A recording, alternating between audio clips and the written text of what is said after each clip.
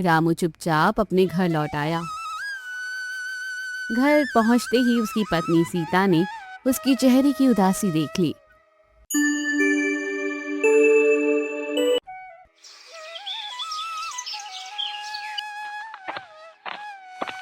ये कहानी है चिकन लॉलीपॉप वाला लालची दुकानदार। एक छोटे से गांव सूरजपुर की बात है। गांव के बीचों बीच एक बड़ा बाजार लगता था। उसी बाजार में एक चिकन लॉलीपॉप का ठेला था। उस ठेले का मालिक था रघु। दूर दूर से लोग उसके ठेले पर चिकन लॉलीपॉप खाने आते थे। बाहर से देखने पर उसका ठेला बहुत शानदार लगता था। बड़े बड़े बोर्ड लगे थे और हर तरफ खुशबू फैली रहती थी।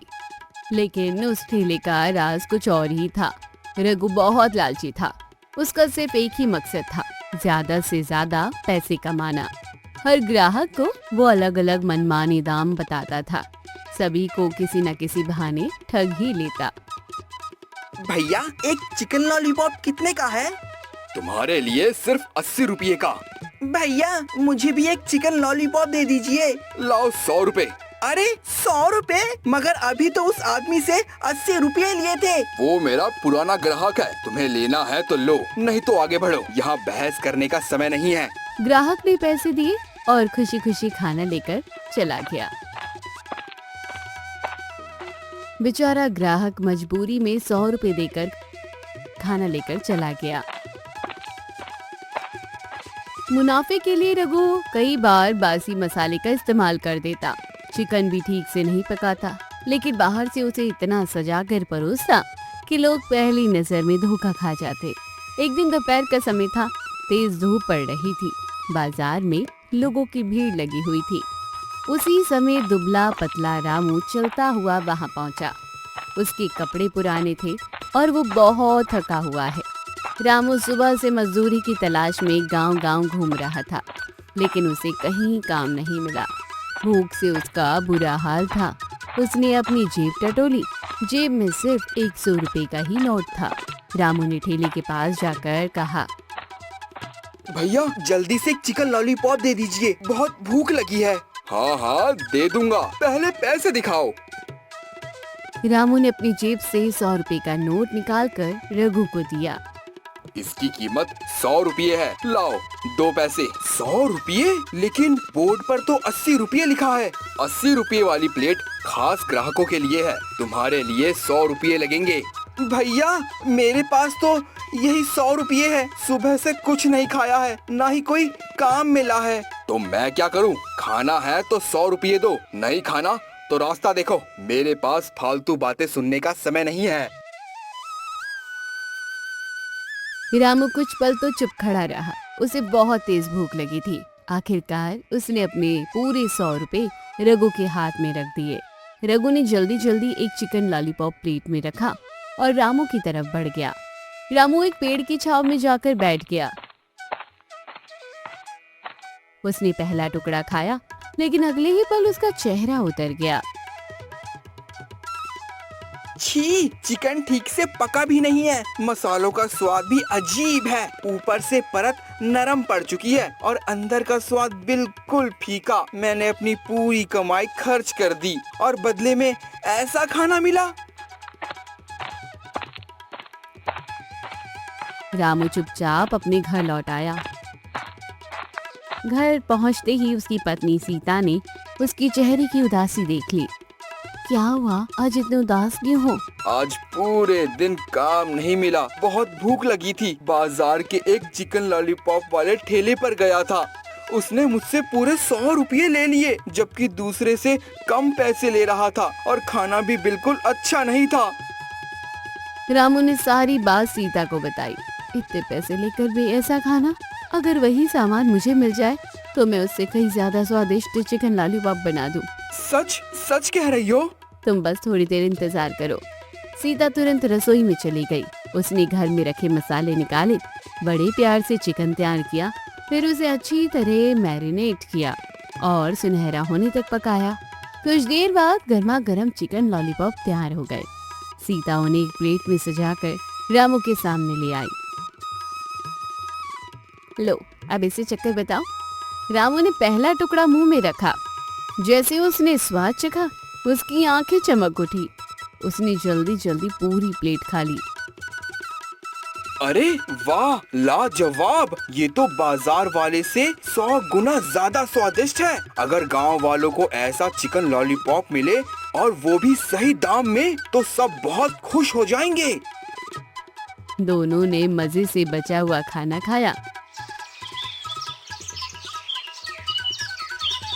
अगले दिन रामू रोज की तरह मजदूरी करने के लिए गांव से बाहर जा रहा था।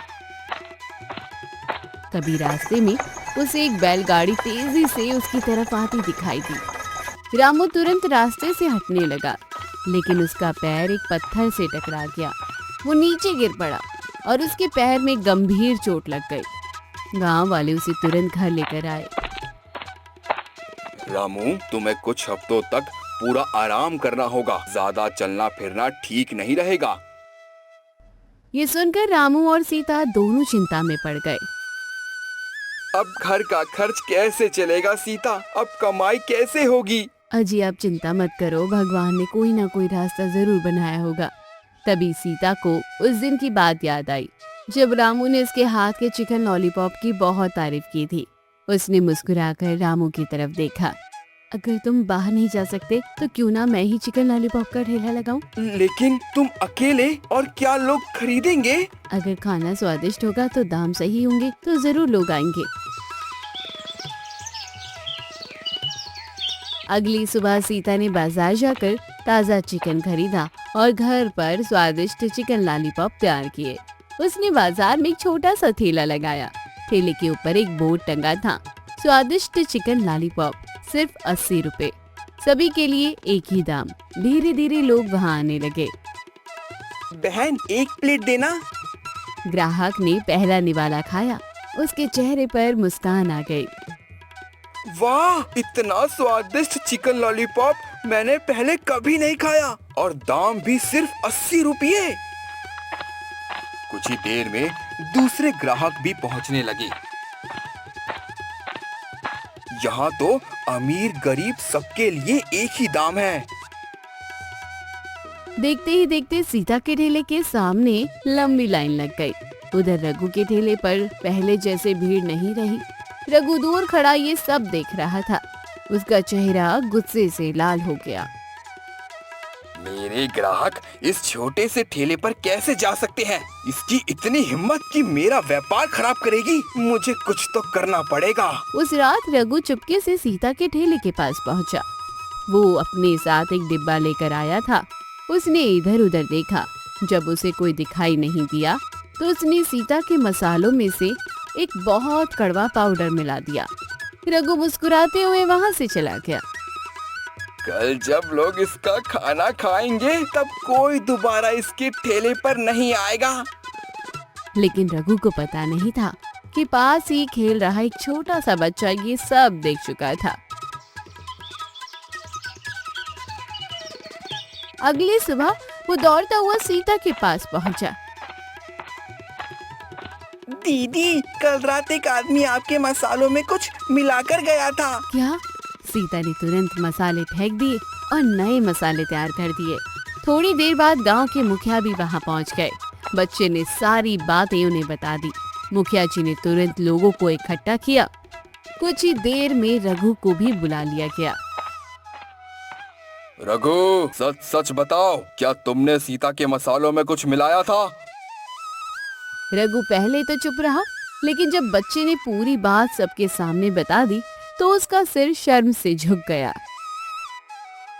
रघु, तुम खुद लोगों के खाने में मिलावट करते हो। तुमने ईमानदार रामू और सीता को बदनाम करना चाहा। तुम्हें इसकी सजा मिलेगी। जी, मुझसे बहुत बड़ी गलती हो गई। मैं लालच में अंधा हो गया था। मुझे माफ कर दीजिए। रामू भी बैसाखी के सहारे वहाँ पहुँच गया।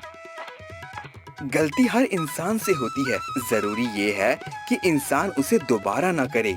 अगर तुम सच में बदलना चाहते तो आज से सबके साथ बराबरी का व्यवहार करना, किसी को धोखा मत देना।